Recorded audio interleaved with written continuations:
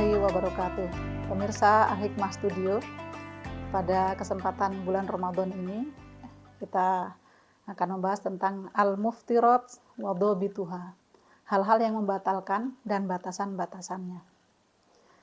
Dhabitul muftirat anna shaima yuftiru bikulli ainin dzatin la rihin wa salat minadh dhahiri ilal batini min manfadin maftuhin an qasdin ma'adzikri au tadzakuris shaumi.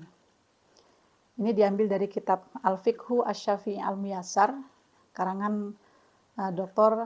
Wahbah Az-Zuhaili.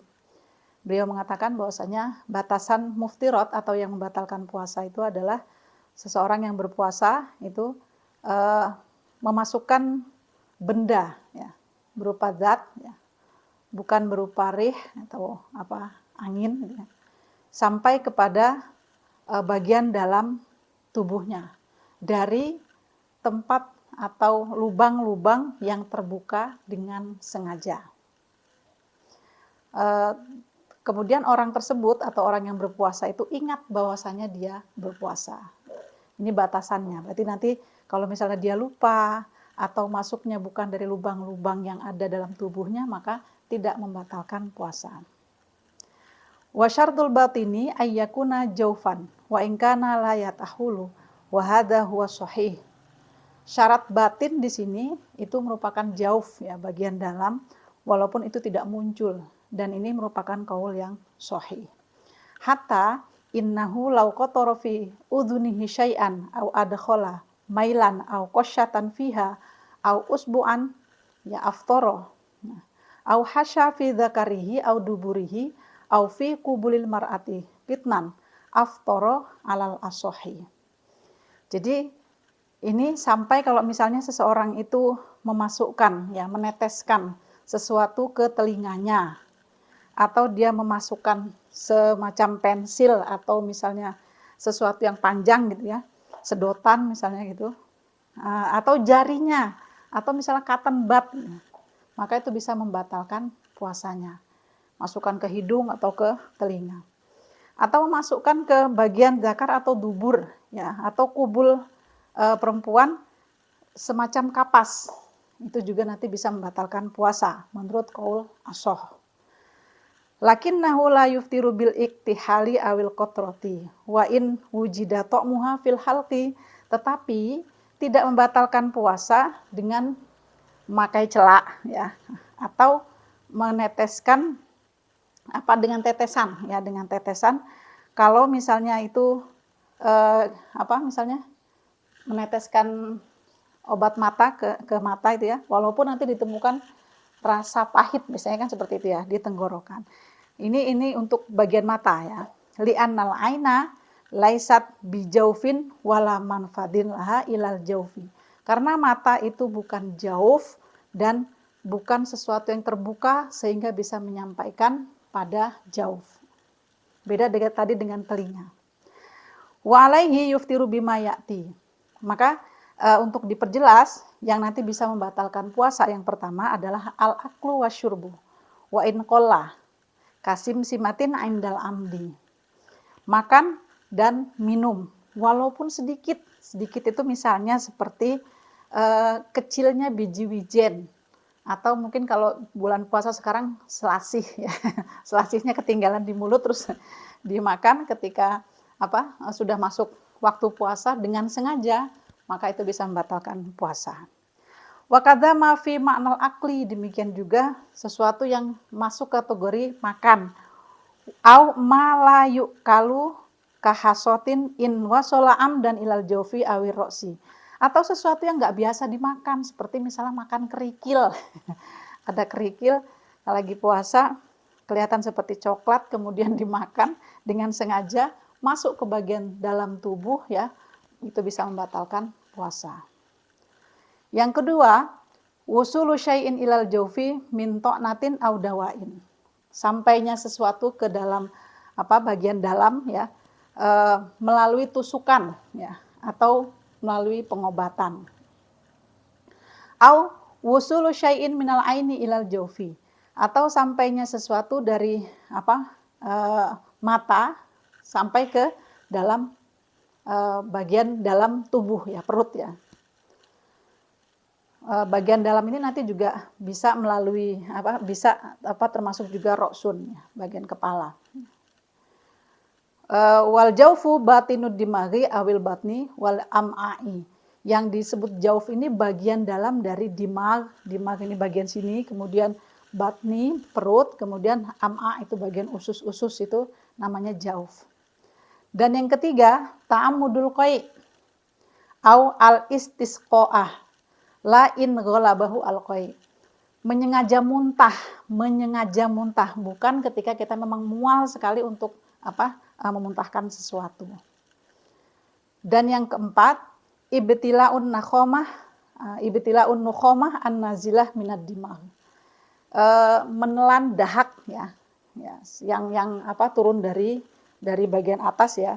Bi'an qadaru ala ikhrajiha wa tarkiha hatta nazalat litaksirihi ya. Gambarannya itu bisa membatalkan kalau memang dahak itu sebenarnya bisa dikeluarkan atau dilepeh ya. Itu kalau misalnya tidak dilakukan seperti itu sampai dia masuk ke dalam tenggorokan, maka bisa membatalkan puasanya. Walakin la yuftiru bi bala'ir riq illa in kana mashuban bidamin au sibghati khaitin masalan. Tetapi tidak membatalkan puasa dengan cuma menelan ludah saja. Syaratnya di dalam ludahnya itu tidak terdapat hal yang lain seperti darah atau misalnya sempat masuk semacam benang ya. Benang kemudian diulu ya, ditelan itu sudah bercampur dengan ludah, kemudian ludahnya itu ditelan ya, itu bisa membatalkan puasa. Yang kelima, wusulu syai'in minal madmadati awil istinsyaqi fi halil mubalaghati bil ma'i. Yang kelima, sampainya sesuatu sebab kita berkumur-kumur atau istinsyak ya dengan air, kemudian mubalaghah atau berlebihan. Jadi kalau ketika berpuasa ini kan sudah dimakruhkan untuk istinsyak dan madmadah mubalaghah, karena dikhawatirkan air yang terdapat pada kumur-kumur dan istinsyak itu nanti bisa masuk ke dalam tenggorokan. Au sabqul ma'i ilal jawfi 'inda ghuslin najasati. Atau masuknya air ya ke dalam jauf ketika mensucikan atau membersihkan najis.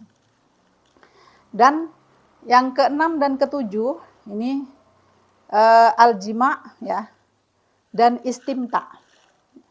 Ini diharamkan ya, bahkan nanti bisa terkena imbas yang lain selain membatalkan puasa ya. Bisa babi mubasyaratin bilyad au lamsil mar'ati au ghairiha au qublatin au madhaji'atin. Jima dan istimta'nya ini dengan sebab mubasyarah bilyad, jadi nyenggol tangan ya, atau menyentuh perempuan ya, atau mencium atau justru malah berhubungan ya. Ini bisa membatalkan puasa. Fa illam yubashir bi an anzala bil fikri awil ihtilami awil nadri bisyahwat fala yuftiru bidzalika. Kalau tidak bersentuhan itu misalnya cuman menghayal, memikir-mikirkan perempuan atau yang perempuan memikirkan laki-laki, kemudian sampai mimpi ya, atau dia melihat dengan syahwat kemudian sampai keluar sperma atau maninya, maka itu tidak membatalkan puasa, hanya membatalkan pahalanya. Jadi harus berhati-hati ya. Wa tukrahul qiblatu karahata tahrimin liman harakat syahwatu fil ashah. Ini untuk berhati-hati para bapak ibu ya, ini sudah punya pasangan, ini dimakruhkan mencium ya. Karahata takrim, jadi makruhnya sudah mendekati haram. Kalau memang dengan cara mencium saja sudah bisa mempengaruhi syahwatnya. Menurut qaul ashah.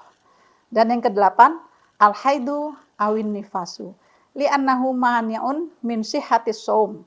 Yang kedelapan adalah haid dan nifas, karena ini merupakan hal yang bisa mencegah kesahan puasa.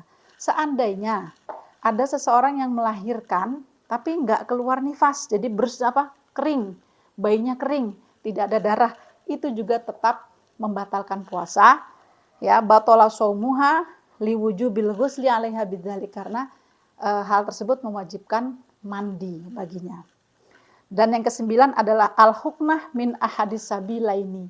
Huknah ini kalau misalnya bisa saya asumsikan, ya analogikan seperti kita memasukkan obat mikrolak ya untuk sembelit atau wasir itu ya ke dalam salah satu jalan depan maupun belakang, kubul maupun dubur ya. Dan yang ke-10, turu'ul junun lil khuruji an ahliyatil ibadati ammal irma'u fala yadurru in afaqa fi lahdatin minan nahar. Yang ke-10 ini adalah gila ya. Gila yang datang ketika sedang berpuasa. Karena orang gila itu bukan termasuk orang yang ahlul ibadah, tidak diwajibkan untuk berpuasa. Sedangkan irma itu misalnya penyakit ayan itu ya, maka tidak membatalkan puasa kalau memang si penderita itu nanti bisa sadar atau sembuh dalam keadaan masih siang atau masih dalam waktu puasa. Dan yang ke-11 yang membatalkan puasa adalah turu'ur riddah lima taqaddama fil junun ya. Yaitu murtad. Jadi di tengah berpuasa dia murtad ya. Ini maka orang tersebut juga dikatakan bukan ahlul ibadah ya. Itu ke-11 hal yang bisa membatalkan puasa. Semoga ini berguna bagi Anda semua ya. Hal-hal yang perlu ditanyakan silahkan mengirimkan ke website atau ke YouTube Al Hikmah Studio. Terima kasih. Wassalamualaikum warahmatullahi wabarakatuh.